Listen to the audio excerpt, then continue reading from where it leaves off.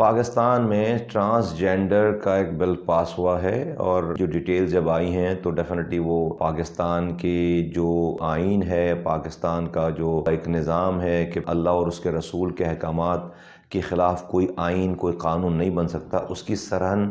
خلاف ورزی ہے۔ اور اس میں جو سب سے بڑی بات ہے وہ یہ ہے کہ مرد کو یا خاتون کو یہ اختیار ہے کہ وہ نادرہ کے آفس میں جائیں اور حلفاً یہ بیان دیں کہ اگر کوئی مرد ہے وہ کہیں کہ آج سے میں جو ہے وہ عورت بننا چاہتا ہوں،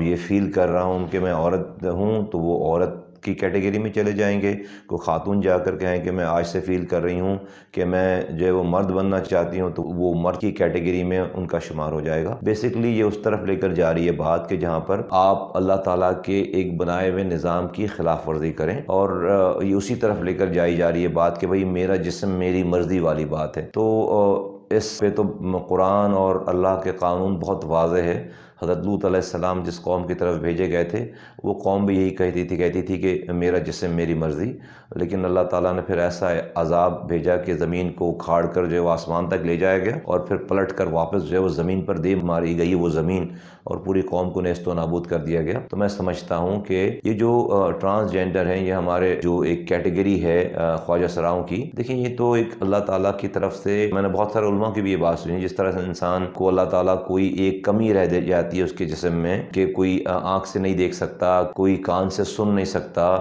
کسی کا ہاتھ کوئی ایک معذور ہوتا ہے، کوئی ایک پیر سے معذور ہوتا ہے، تو ایک جسمانی معذوری ہے، یہ ٹرانسجینڈر بھی ایک جسمانی معذوری ہے۔ اللہ تعالیٰ نے تو دو ہی کیٹیگریز پیدا کی ہیں، ایک مرد اور عورت، اور اس تیسری کوئی کیٹیگری نہیں ہے۔ یہ تو ایک انسانی معذوری کی بات ہے کہ ایک انسان کا ایک جسم کا کوئی حصہ جو ہے وہ اس سے معذور ہو، ان کی بالکل ان کے رائٹس ہونے چاہیے، ان کے عزت کے ساتھ ان کے اختیارات ہونے چاہیے، اور اللہ تعالیٰ کی طرف سے اس کی ایک کمی ہے۔ تو جس طرح سے ایک ڈسیبل لوگوں کو ڈسیبلٹی کے ساتھ جو کسی چیز سے ڈسیبل ہوتے ہیں ان کی لک آفٹر کی جاتی ہے، ان کو ان کا اختیار اور ان کے حقوق ہوتے ہیں، اس طرح سے اس چیز کے بھی حقوق ہونے چاہیے۔ اور ڈیفینیٹلی آج تک طب کا شعبہ،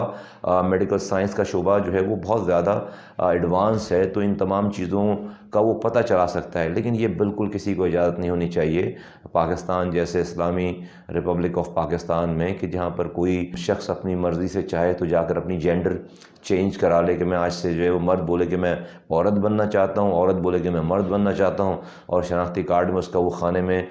وہ چیز لکھ دی جائے، اسی حساب سے اس کی جائیداد بٹ رہی ہے، اسی حساب سے اس کی شادیاں ہو رہی ہیں، مرد مرد سے شادی کرے، عورت عورت سے شادی کرے۔ یہ اللہ کو ناراض کرنے کی اور اس ملک پر عذاب اتارنے کی ریسیپی ہے۔ اللہ تعالیٰ نے ان چیزوں کو معاف کیا نہیں ہے، تو ہم اس کی بالکل مخالفت کرتے ہیں اس چیک کی، اور